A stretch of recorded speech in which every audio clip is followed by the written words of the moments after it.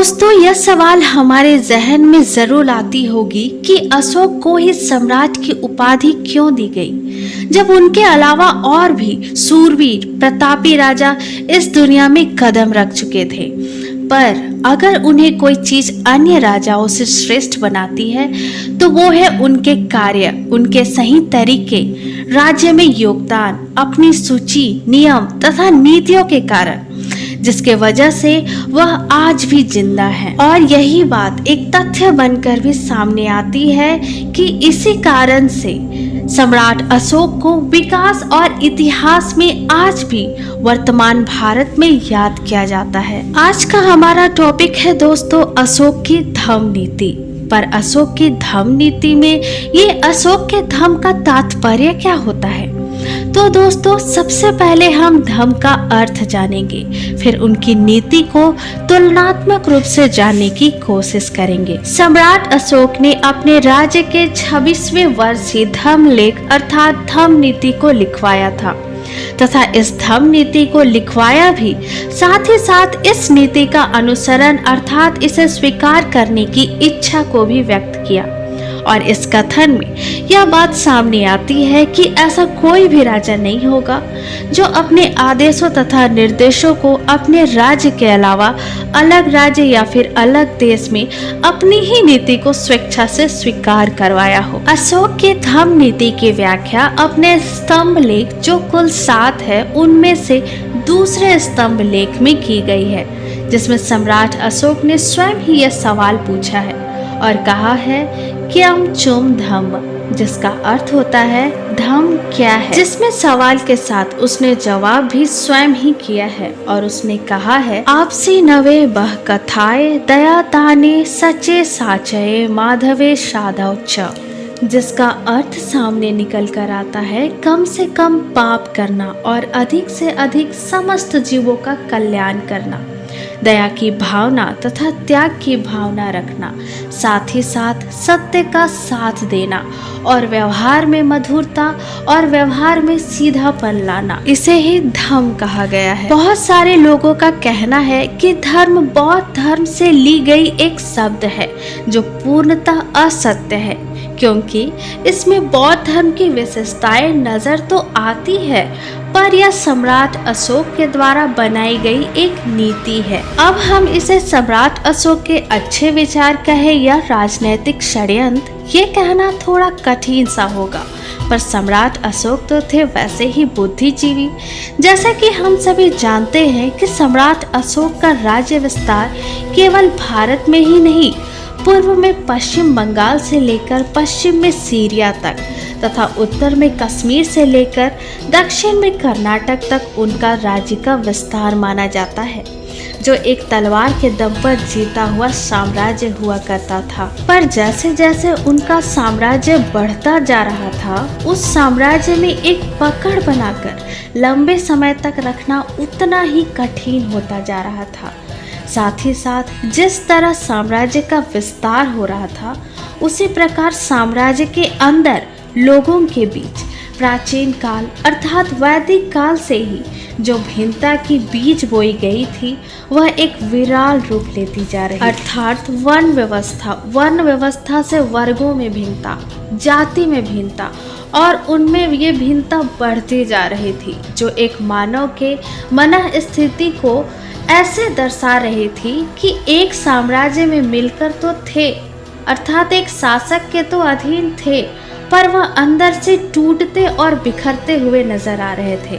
जिसमें जाति व्यवस्था, छुआछूत, वर्ण व्यवस्था, भेदभाव बढ़ता जा रहा था, जो एक तलवार के बल पर राज करना बहुत कठिन था। तो इस जगह पर सम्राट अशोक ने रक्त के स्थान पर धम्म को अपनाना सही समझा, क्योंकि इन्हीं के जरिए साम्राज्य में शांति भी बनी रहेगी और साथ ही साथ मजबूत पकड़ भी बनी रहेगी। अब हम आते हैं तृतीय स्तंभ लेख में और क्या लिखा था इसके बारे में जानकारी हासिल करते हैं। तो सम्राट अशोक ने अपने स्तंभ लेख में यह भी लिखा था कि क्या नहीं करना चाहिए, जैसे चांडिये निठूलिये क्रोधे माने ईर्ष्या,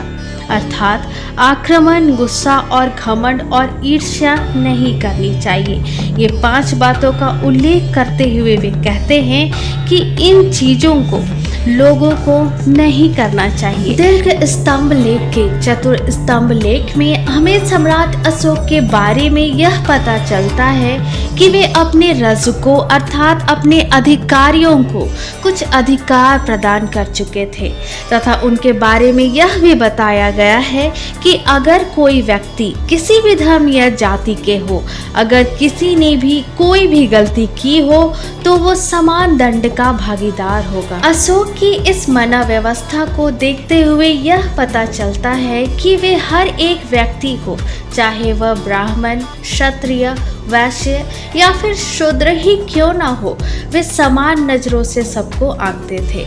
सम्राट अशोक के 5वें स्तंभ लेख से उनकी सोच के बारे में यह पता चलता है कि वे जीव हत्या के बिल्कुल खिलाफ। उनका मानना था कि सबका विकास हो और सभी संप्रदाय के लोग समान रूप से विकास करें। सम्राट अशोक हमेशा कल्याणकारी नीति की बात किया करते थे, जिसमें अशोक ने अपने जीवन काल में प्रत्येक 8 कोस की दूरी पर कुएं का निर्माण कराया था तथा बरगद के वृक्ष लगवाए थे। साथ ही साथ सराय का निर्माण भी करवाया था, जिसमें लोगों के लिए ठहरने का एक उत्तम प्रबंध होता था।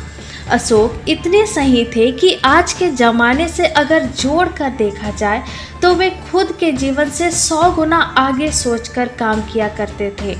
कहा जाता है कि उन्होंने अपने साम्राज्य के साथ साथ दूसरे साम्राज्यों को लेकर भी चलते थे और उन्होंने अपने साम्राज्य तथा अन्य देशों के बाहर भी जहां तक हो सके उन्होंने चिकित्सा संस्थानों का निर्माण करवाया था, जो अन्य राजाओं के बस की बात नहीं। सम्राट अशोक ने रजकों अर्थात अधिकारियों की भी नियुक्ति की थी, जिसका काम था हर 5 सालों में अपने जगह जगह पर साम्राज्य का दौरा करे, यह अनुकरण करे कि धर्म नीति का अनुसरण साम्राज्य की प्रजा के द्वारा हो रहा है या नहीं। सम्राट अशोक के इन सभी बातों से यह पता चलता है कि भविष्य को लेकर वो कितने दूरदर्शी थे, क्योंकि उनका मानना था कि अगर धर्म नीति का अनुसरण अगर हो तो कभी भी किसी भी राजा को ताकत या तलवार का सहारा कभी नहीं लेना पड़ेगा और शासन का संचालन करना और भी आसान हो जाएगा। उनके बारे में यह भी कहा जाता है कि उन्होंने सभी कैदियों को रिहा कर दिया था ताकि वे अपने नए जीवन की शुरुआत और सीख और सुधार कर सके। कलिंग के युद्ध के बाद जब बहुत नरसंहार हुआ तो उनसे वो पश्चाताप करते हुए सम्राट अशोक को बताया गया है और कहा गया है कि सम्राट अशोक ने कहा है कि सभी जनता मेरे पुत्र के समान है तथा साथ ही साथ उन्होंने आत्विक जातियों को धमकी भी दी कि वे बार बार साम्राज्य में विद्रोह ना करें, जो इस बात को प्रदर्शित करता है कि अगर कहीं गलत हो तो तलवार को भी उठाना गलत नहीं होता, जो सम्राट अशोक के इस प्रवृत्ति को सामने लाता है कि उन्होंने धर्म के साथ साथ राजनीतिक सुरक्षा को भी साथ लेते हुए आगे बढ़े। अतः दोस्तों, अंत में हमारा निष्कर्ष यह निकलता है कि सम्राट अशोक के बारे में यह स्पष्ट जानकारी मिलती है कि वे किस तरह से अन्य राजाओं से भिन्न थे। कभी उस जीवन काल में हत्या, प्रजा पर शासन, साम्राज्य के विस्तार तथा शोषण एक राजा का लक्ष्य हुआ करता था और उन्हीं के बीच हमारे महान प्रतापी सम्राट अशोक, जो अन्य राजाओं की तुलना में अतुलनीय है। जब उस समय कोई सोच रख भी नहीं सकता था, उस समय उन्होंने 100 गुना आगे सोचकर हर काम को किया था, जिसकी बराबरी आज की हमारी सरकार भी नहीं कर पाई है। इसलिए सम्राट अशोक तथा उनकी ये धर्म नीति को सत सत नमन करते हैं। आशा करती हूँ दोस्तों आज की वीडियो आपको अशोक तथा उनकी धम्म नीति शिलालेख की संख्या अनुसार रचना के बारे में जानकर आपको अच्छी सीख और जानकारी मिली होगी। वीडियो अगर अच्छी लगी और अगर आपको लगती है कि यह चैनल आपके लिए हिस्ट्री के पॉइंट ऑफ व्यू से बहुत हेल्पफुल साबित होगी तो हमारे चैनल को लाइक करें और सब्सक्राइब करें। तो मिलते हैं नेक्स्ट वीडियो पे नए टॉपिक के साथ में। तब तक के लिए जय हिंद, वंदे मातरम।